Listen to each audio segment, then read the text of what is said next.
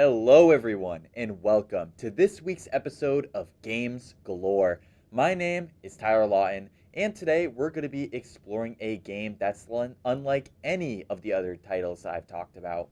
So instead of the cheery, vibrant experiences that I usually cover, this game takes a much darker turn.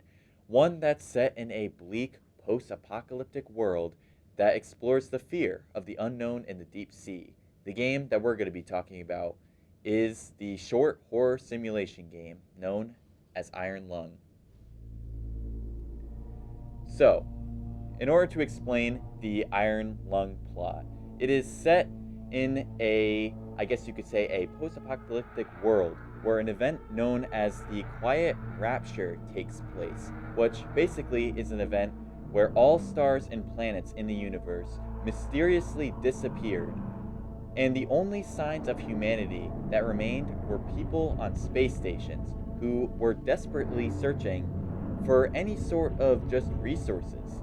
And eventually, the crew finds a barren moon that has a weird anomaly called the Blood Ocean, which is rumored to have useful locations and lots of weird resources.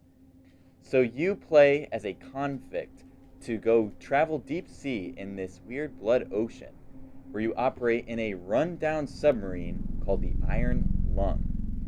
And honestly, in terms of the story, I feel like it's a very interesting yet very dark. It gives a very unique look into what the end of the world could honestly look like. And it also just gives off a very eerie vibe that's not like any other of the horror games that I've expected. And also, the terrifying atmosphere plays along with the universal fear of the ocean, which I think is something that we've all kind of experienced at one point, just what lies within. And it's not just the story that's great, it's also the very interesting gameplay. So, the gameplay takes a lot of different fears, and basically the mission here is to travel through a sea of blood, taking screenshots of key locations. And a lot of the photos that you take are incredibly concerning. You never get to see what's in front of you or near you, and photographs are the only way you can see outside of the submarine. And this is sensed because the window is blocked. Your only way to navigate through the ocean is just a very grainy, incomplete map. And the controls, they are set in 4 different control panels: left and right, switches to change direction, and up and down to move forward and backwards. And proximity sounds are really the only way you can tell if you're about to hit a wall or a creature. And additionally, you also have a very limited amount of oxygen that runs out the longer you get lost in the ocean. And there's also times where there's random fires that happen while you're inside the submarine. So all in all, this gameplay is just absolutely incredible.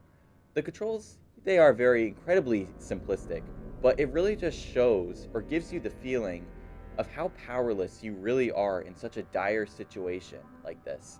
It also just plays with the fear of the unknown. Additionally, there's just so many things that can happen while you're on this expedition, and you never know what you're hearing or even what you're looking at, so it's very interesting. So, in my eyes, I feel like the Iron Lung is a game that is an incredible piece of horror. It has very simplistic mechanics that make you feel powerless. It has a horrifying atmosphere that can only be experienced by playing it blind, and it plays into the fear of the ocean absolutely perfectly. So, I think that it's a great game to recommend. Anyways, that's going to be the end of this episode of Games Galore. And if you want to see more episodes like this, check out the D News Network YouTube channel for more video game reviews and other great series. Thanks for watching, and don't stay up too late playing video games.